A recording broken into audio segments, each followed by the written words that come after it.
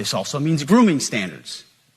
No more beards, long hair, superficial individual expression. We're going to cut our hair, shave our beards, and adhere to standards. You know who else was really obsessed with beards and making sure that men didn't have beards? Peter the Great. And you know where else it failed?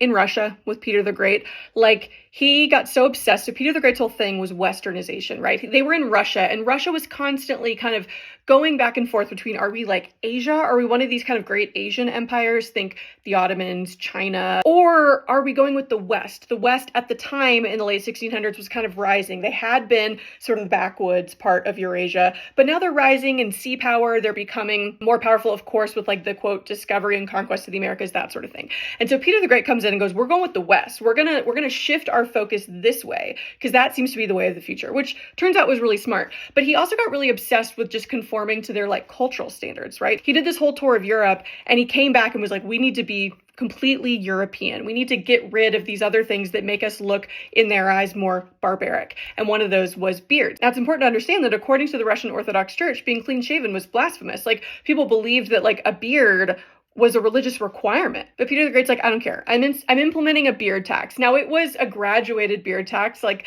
the peasants had to pay less. They only had to pay if they entered the city with a beard, and then the wealthy had to pay more. It was meant to be also a way to like gain revenue. It didn't really work that well. But he also deputized the police to like go and forcibly shave people's beards off if they refused to pay the tax. Hugely unpopular, incredibly unnecessary in terms of like what Peter the Great's ultimate goals were. And then it was repealed by Catherine the Great, who was like quite logical and was like, this is silly. Why do we care about this?